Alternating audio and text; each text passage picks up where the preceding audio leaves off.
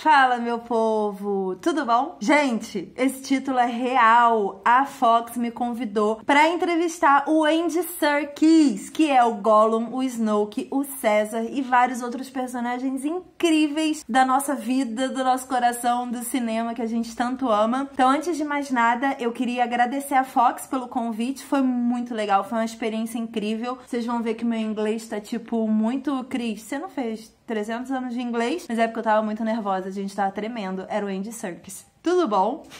Eu fiquei muito nervosa. Mas foi incrível, deu tudo certo, a gente riu, brincou, se abraçou, tirou selfie, ficou lindo no fim das contas. Curte aí a entrevista. Ah, muito importante, aqui você pode ver a nossa crítica de Planeta dos Macacos, a Guerra, que já saiu. Tá muito legal a crítica, vai lá assistir. Deixa seu like já nesse vídeo, porque, né, gente, eu entrevistei o Andy Serkis. Respeite essa pessoa. Vai lá, curte aí que foi bem legal. I saw this video with Cesar's speech about tolerance, humanity and justice. And with this speech, I saw your transformation, your face transformation in Cesar. What is it like to prepare your mind and body in Cesar? Well, it's interesting because all the time you're looking for the human connection with any of the characters that I play. But with Cesar particularly, it's quite a special journey really over the course of 3 films, because not only is he changing from and having played him from an infant through to a mature adult, but he's also evolving, so he's constantly changing and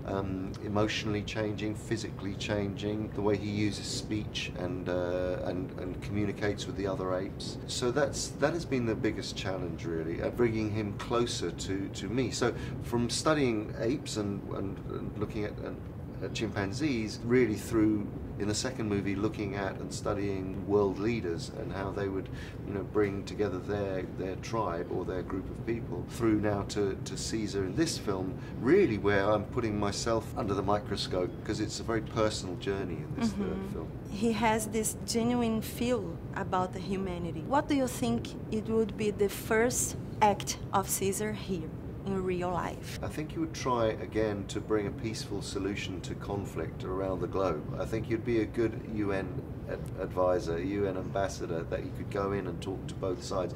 He has authority, a natural authority, but I think he is able to convince and to talk to both sides of a conflict and bring peaceful solution. You were Gollum, Snoke, Cesar, and we can see Andy Serkis through his eyes. What is to pass this feeling just with the eyes of the character? It's interesting because the eyes are the window of the soul, as we all know. With all of these characters, it's about what part of myself is connecting to that character, and that's what I love about this technology, is that they are manifested so differently from Snoke to Gollum to Cesar. You know, they are such different personalities, but hopefully what I'm able to do is to connect with them and meet them, and this technology very much liberates me as an actor to be able to portray my emotions within the constructs of each individual character and to allow that to come through. So people say, do you see yourself in these characters? And I do, of course I do. You know, every single choice that I have made for that character comes through. Really, it's like a digital mask. They're different masks that I'm wearing, but the soul of the character hopefully comes through individually for them.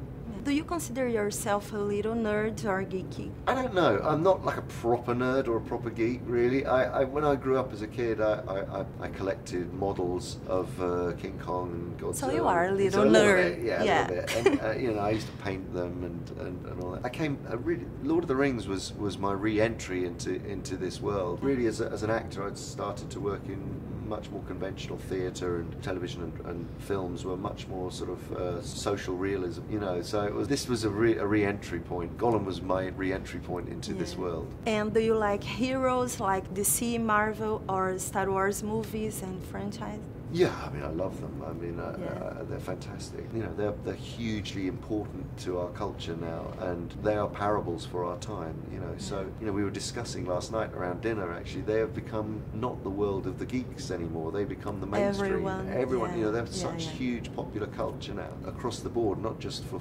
14-year-old boys up in a dark room somewhere, but men and women of all kinds. You know. We love a theory, and I'd like to know if you think the Green Lantern, a DC character, could be a Jedi.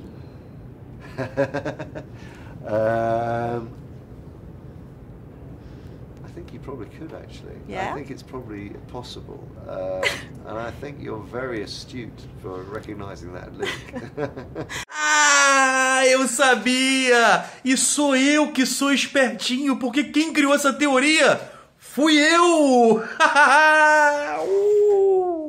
Thanks very much. Thank you. Congratulations for Cesar and all of your characters. Thank It is incredible. Thank you very much. E aí, vocês curtiram a entrevista? Foi bom pra vocês? Como foi bom pra mim? O Andy Serkis me falou que o Gollum foi a reentrada dele no mundo nerd. Falou pra mim, Cris. Eu nunca vou esquecer isso na minha vida. O Gollum conversou comigo.